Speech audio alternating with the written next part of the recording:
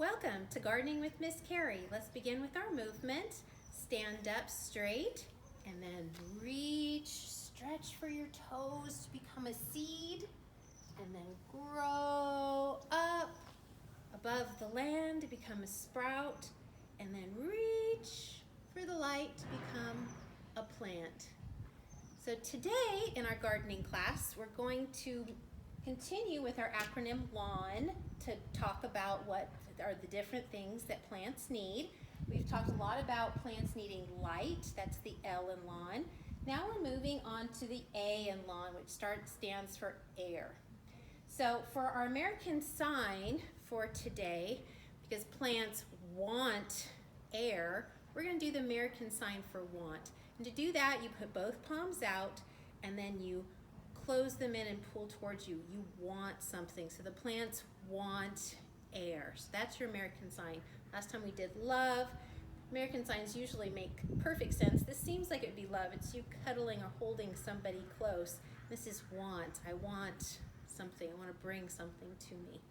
So for air, there's a lot of different ways that plants need air and use air. One of those ways I alluded to in the last video, and that's with seeds. Last time I showed you some milkweed seeds and how they were able to fly. Does anybody know what kind of seed this is? Maybe I can give you a hint. Looks like a flower. This looks very different than its edible form that you usually eat it in, and that's an artichoke.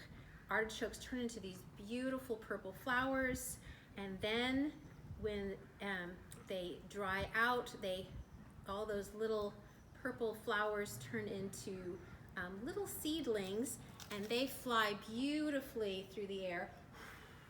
See, and then they spread. The artichoke seed gets spread all over the place.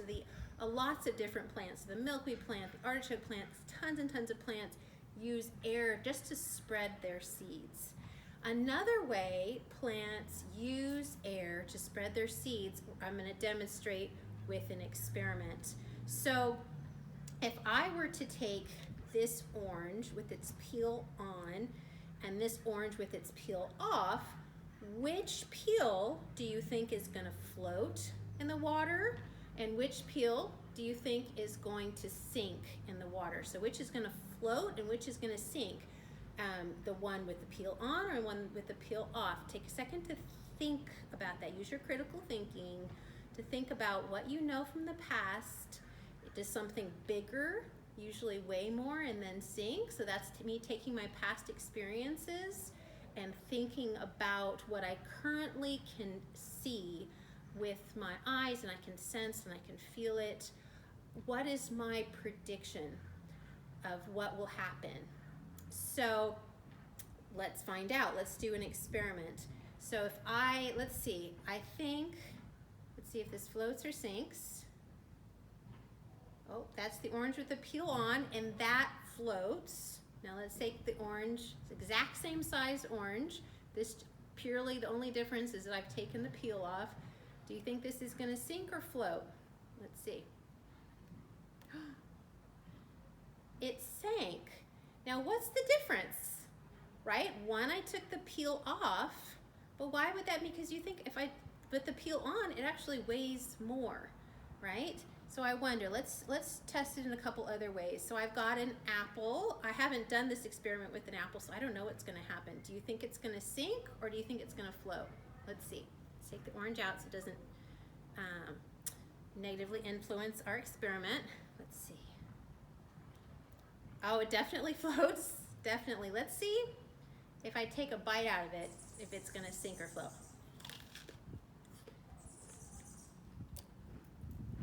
It still floats. So that, right? Let's see, what's the difference? This one has a much thicker peel. This one's outer layering isn't very thick, and it lies right up against the fruit. So maybe that has something to do with it. I don't know. I'd have to do more experiments. Now I have a soybean, right? Now if I have it in its pod, is it going to sink or float? Let's see. That sank, right? Let's see if I have a pea plant This, I took it from the garden. This is a pea pod. It's dried out. Let's see, do you think it's gonna sink or float? Let's see. It's got a little, so that definitely floats.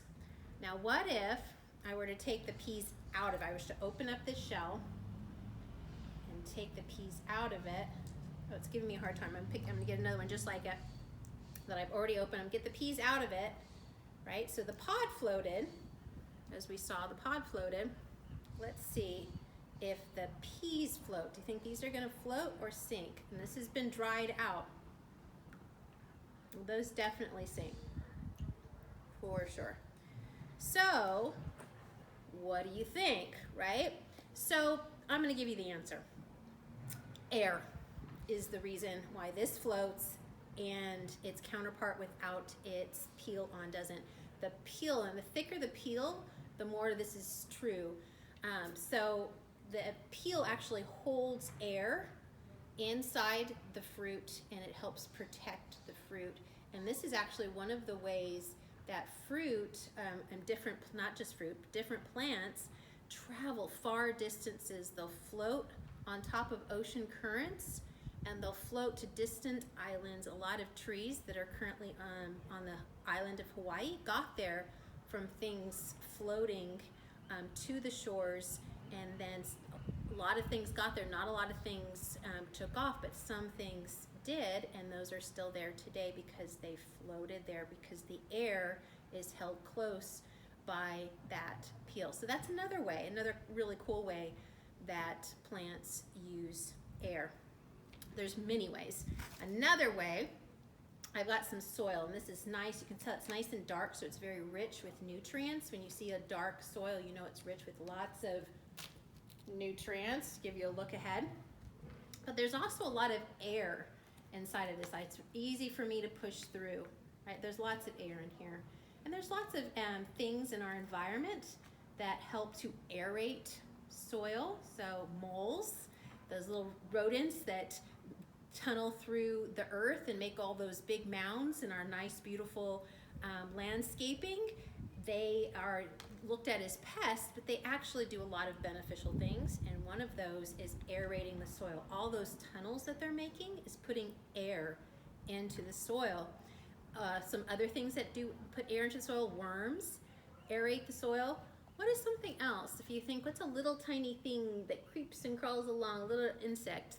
Think for a second that also, if you've ever had a ant farm, right, you see that it makes little tunnels.